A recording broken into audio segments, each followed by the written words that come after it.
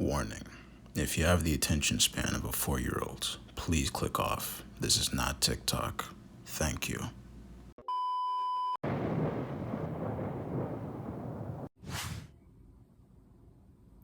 you ever wondered why your parents decided to have you? Whether it be maybe it was they were lonely, maybe it was they wanted someone to raise them when they grew up.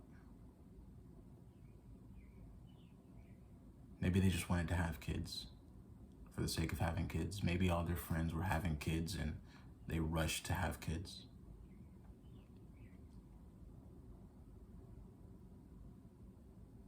You know the best way or the best ideology to have when raising kids? Well, you already know because you see the title, but you should be trying to raise your kids, your future kids, to be better than you. Not just to be better than you, but to surpass you. Can you imagine how proud your parents would be if you ended up better than them?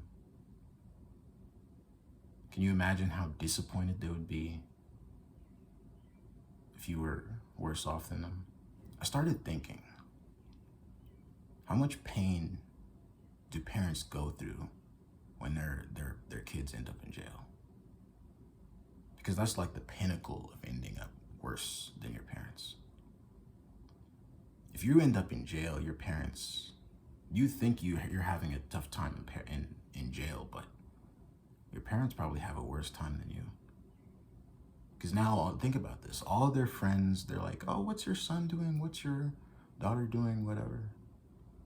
Now they're just ashamed. They're too ashamed to say anything. You should have the ideology of, I'm raising my kids to surpass me. I'm raising my kids to be better than me. Whether it be smarter, physically, financially. I started thinking, why is this the case? If you're looking to have a kid, why do you want the kid or the child, your future child, to be better than you?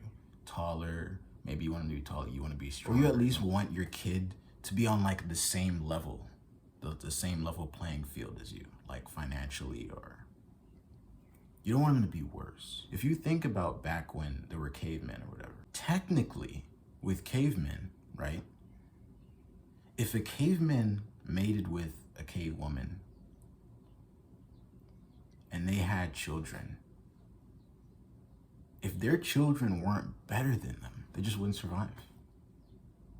That's why the females looked for the best mates. And to a certain extent, that is what's happening today, right? Like obviously women want someone who's taller than them, better, more financially stable.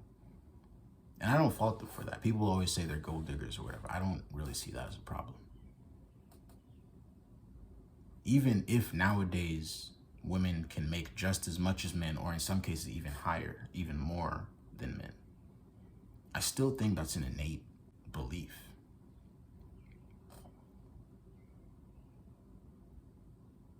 Because even not only women, but men, to a certain extent, they want their kids to be better than them.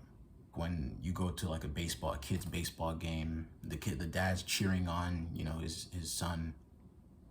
You don't want the son to be worse than all the other sons, right? Or if you go to like a kid's track meet, you're yelling at your son to run. You're hoping that he's faster than all the other ones. You should have this same ideology for your kids. If that was the case back then, and the reason why people were having kids to be better than them, the reason why people were having kids was to have successors. This happened with kings too. With kings, if you had a child, they were supposed to proceed. They were supposed to be your legacy, your heir. They weren't supposed to be worse than you. They were supposed to rule either just as stern and just as powerful as you were, or they were a disgrace.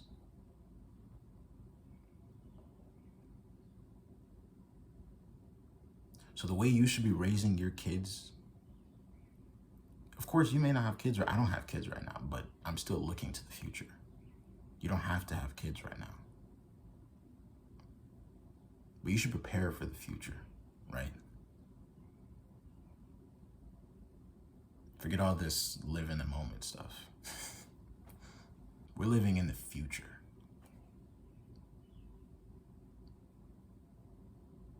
So if you want to raise your kids, you should be trying to raise your kids to be better than you. That's why parents have this innate thing. My parents did this too. My parents put me into so many activities growing up, so many sports and so many activities, because they didn't have what I had. Of course, I didn't realize this when I was a kid, so I disregarded everything they did for me. I didn't really understand what they were doing. I thought it was annoying at times, because imagine you're being thrown into this, you're being thrown into that. This month you're gonna do swimming, this month you're gonna do boxing, this month you're gonna do karate, this month you're gonna do tennis. It gets annoying, especially as a kid. Even as a hyperactive kid, and this is another point. When you're a kid, kids, they need activities developing when they're developing. And this doesn't go for just boys, because a lot of people think it's just for boys, but specifically girls too. Little girls, little boys, both, they need activity. They need to socialize as a kid, or they're gonna grow up being antisocial, like most of the generation today. Most of our generation today is antisocial. Do you know why? Do you know why they're antisocial? I'm sure you know why. The reason is because everyone's on their iPad, everyone's on their phones, everyone's playing video games, bro. So partly this is the generation before us' fault for creating iPads, iPhones, all this in the early 2000s. Now everyone's on their phones, no one's socializing. They're socializing through Call of Duty, and if you've ever played Call of Duty, you know what I'm talking about. That's the worst socializing, bro. And then the parents are sitting there wondering, oh my gosh, Johnny, how did you learn these words? Because he's been yelling on Call of Duty, bro. Protect your kid. Why are you letting your kid play Call of Duty, bro? Come on. Or the worst one, GTA 5. Any of the GTAs. Why are you letting your kid play GTA at 12, bro? You see it on the game. You literally see it on the game. It says 18. It says 18 written on the CD package. You still get it for him. I played GTA at like 10 or 11. It was definitely before I was 18, that's for sure. And I thought this was just a me thing. This is so common. This is so common. Do you know how bad playing video games like that at that age could do to you?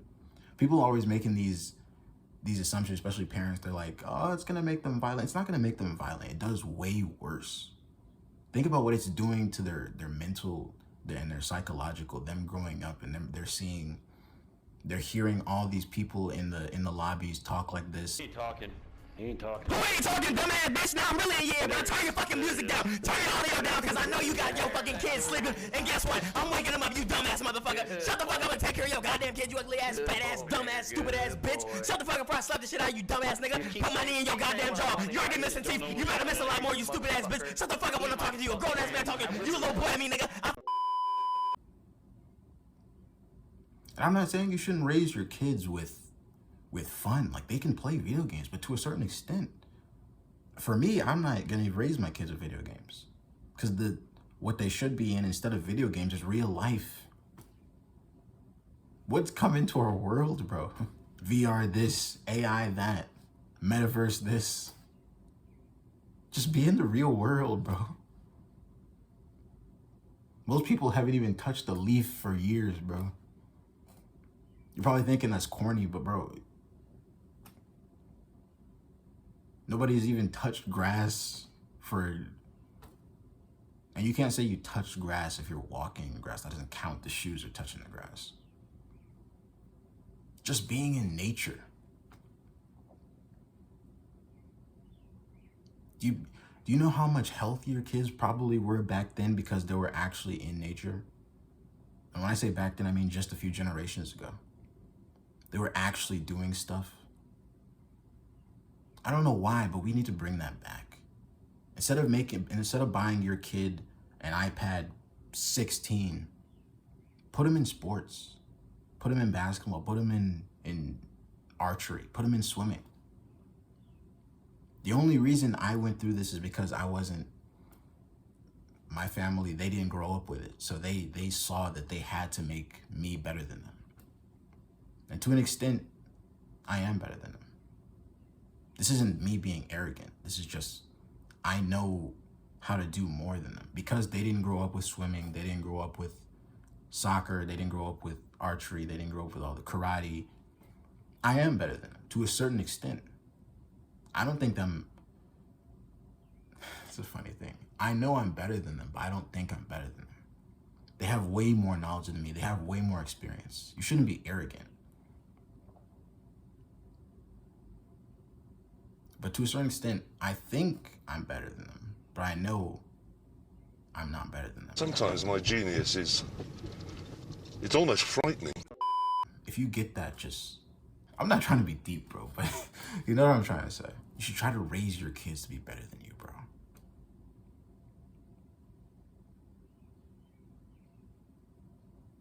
And sure, I'm saying I'm better than them now, but they're smarter than me. They're more financially stable than me. I haven't reached that point. I want to be better than them in every aspect. Then they'll be proud of me. You know how bad it is if you've never heard the words "I'm proud of you" is from your parents? If you have never heard those words, "I'm proud of you," from your parents, that's sad, bro. That's sad. It's not too late, bro. If your parents are still alive, you need to make them proud of you. Make it worth their while for paying for you for 18 years or more. Make them happy. And then when people grow up, they just forget about their parents. They just go to college. They go start their own life. They completely forget about their parents. Don't call them. Bro, I still call my parents to this day. I don't care how busy they are. I don't care how busy I am. Sometimes if I don't call my parents, I try to call my mom specifically every day, bro. You can call me a mama's boy or whatever, bro. Don't be mad because I'm closer to my mom than you are, bro. Yes, that should be offensive to you. Call your mom, bro. I'm sure she'll appreciate it. Call your dad. The reason why I'm saying call your mom first is because your mom's done more for you. She carried you in her for 9 months. She fed you for up to 2 years after that. She gave birth to you. Those are 3 things that your dad didn't do. Call your mom. And after that, call your dad. If they're still in your life. Make them proud of you.